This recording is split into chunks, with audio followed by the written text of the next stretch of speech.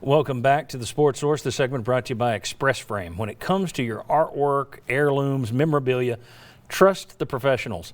The artists at Express Frame know exactly how to make your piece pop. They just do a great one, like this one. A dark picture autographed in silver. So what do? Silver frame, black matte, double matted. It's just fantastic. You take them something good, they give you back something great. That's what they do at Express Frame. Just fantastic. I call them artists. They are. That when you can take something that looks good going in and make it better, that's a real gift. And they have it at Express Frame, Common Shopping Center, North Peters Road. Let's go back to the board. Ryan Callahan, I'm going to start with you here. All right. We have 4 names on the board. We need 6 more. Where are you going? Who are you going to push to the crew here to see if we agree or disagree? I'm going to throw out a couple of receivers. The no-brainer for me on this list is Cordaro Patterson. I would have had him on my list of 5. I think he gets docked in a lot of people's minds because he was only at Tennessee for 1 year, but he was fantastic. I would argue he was the most fun player of anybody to watch on this list for that 1 year. He was an All-American. I think he, on a bad team, gets forgotten, but Tennessee was a lot of fun to watch that year in large part because of Cordaro Patterson. All right, and then you got another one up there? Yeah, the second one I would throw out, and maybe this one needs to be discussed a little more, but I think he's an easy choice for a lot of people. Juwan Jennings. I think when you go back and look at the numbers he put up, he's a fan favorite for a lot of reasons, for some of the big plays he made especially, but I think having the big numbers he did his last couple of years at Tennessee, I think he's a pretty easy choice considering the receivers they've had over the past decade haven't matched those numbers very often. Okay, we need to speed up here, so I'm just going to ask the panel here. A show of hands for Cordaro Patterson in your top 10. Me. And just one. Yeah, the impact on what he did in that 1 year. Dock him a little bit because you only had that one small sample, but yes, I would have him in there. Okay, you guys aren't. That means nope. I am, so I'm breaking the tie because we need to hurry it up, and he's on the list. Juwan Jennings. Yes. No for him? No, he's on mine, yeah. Okay. On my list. Okay, Vince, you? Yeah, 4th in career yards, 5th in touchdowns, career, yep.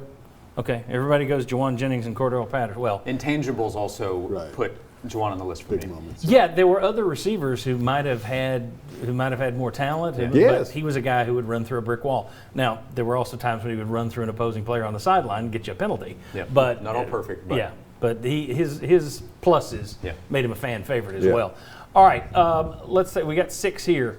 I'm going to let me throw out a couple of offensive linemen and see if if you guys would put them in there. Juwan James. I have him, yes. I have Juwan James in mind. Yes, Very have consistent. Juwan James on my list He's on too. my list, yeah. Okay, Ryan, you Longevity agree? and a really I good agree. player. First round pick, and he was a 4-year starter on a not a lot of great teams, but still a day one starter and a really talented guy that probably gets underrated in a lot of people's minds, I think.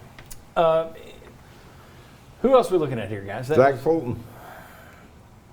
Zach I Fulton, think Zach Tiny Fulton needs to Richardson. be on that list. I think Zach Fulton was a very good offensive lineman while he was here at Tennessee. Consistent, yeah. Would you go top 10? He's kind of. I don't know if he'd be my top 10, but okay. Yeah.